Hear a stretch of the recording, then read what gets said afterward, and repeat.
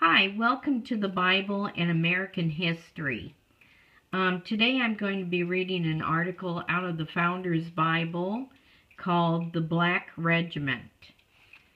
God had promised that the descendants of David would ever sit on the throne of Judah, referred to Psalm 132 verses 11 through 12.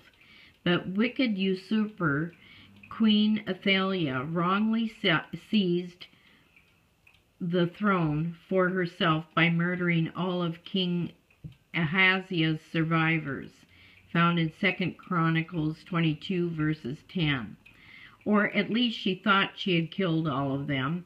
It turned out that the wife of Jehoiada the high priest secretly rescued the infant child Joash, the rightful heir, and secreted him in the temple until he became of age to reign. When that time finally arrived, Jehoiada quietly contacted the righteous leaders among the military and then called on all of God's ministers, the priests, to help him place the rightful ruler on the throne, remove the wicked Athaliah, and thus preserve the government God had promised them. Jehoiada told the priests to make sure and surround the king, each man with his weapons in his hand. 2 Chronicles chapter 23 verse 7 says, ready to defend what God had ordained for their government. Significantly, numerous times in the scriptures, God ministers took up arms to protect a righteous government or to go with soldiers directly into battle.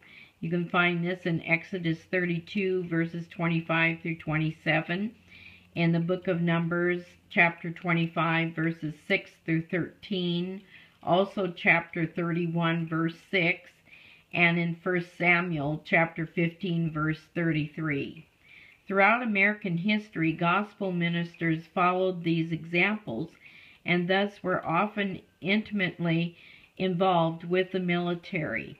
Sometimes they would preach special sermons to the troops. See the commentary with Psalm 144 verse 1. Accompany them into battle as a chaplain, or even take up arms themselves. Because this latter role is the least known by today's citizens, consider some notable examples.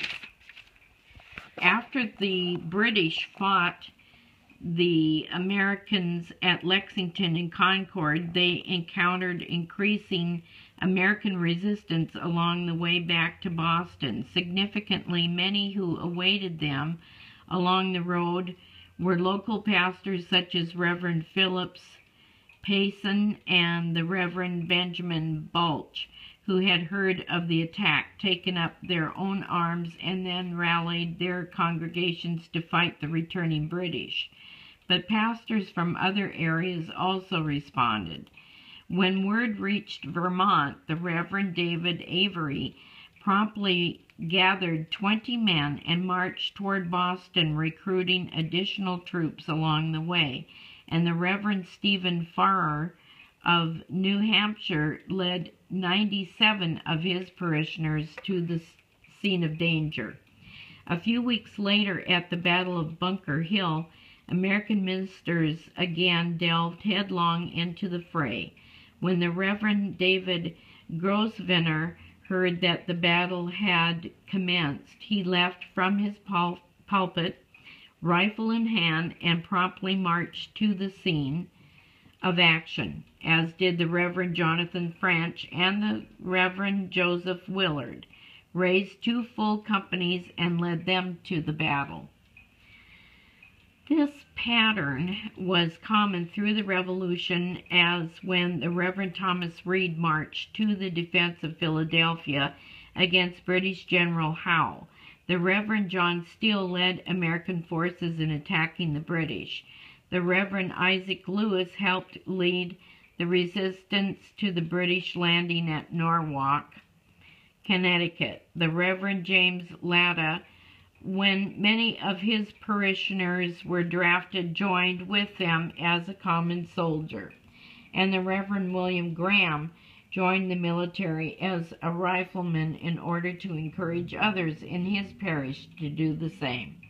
Furthermore, of Reverend John Craighead, it is said that he fought and preached alternately. Reverend Dr. Cooper was captain of a military company. Reverend John Blair Smith, president of Hampton Sydney College, was captain of a company that rallied to support the retreating Americans after the Battle of Cowpens. Reverend James Hall commanded a company that armed against Cornwallis. Reverend William Graham rallied his own neighbors to dispute the passage of Rockfish Gap with Tarleton and his British dragoons. Battle at Cowpens. And there are many additional examples, in fact, so prominent were Christian clergy in the struggle that the British dubbed them the Black Regiment, an acknowledgement of the black clerical robes they wore. In 1898, Bishop Charles Galloway rightly observed of such leaders, "Mighty men they were, of iron nerve and strong hand and unblanched cheek and heart of flame. God needed not reeds shaken by the wind, not men clothed in soft raiment," Matthew 11, verses 7 through 8, but heroes of hardihood and lofty courage, to be the voice of a new kingdom crying in this western wilderness. And such were the sons of the mighty who responded to the divine call. Today, the culture has tried to impose on ministers a role that relegates them almost to irreverence, discouraging them from having any direct visibility or influence on society or the culture.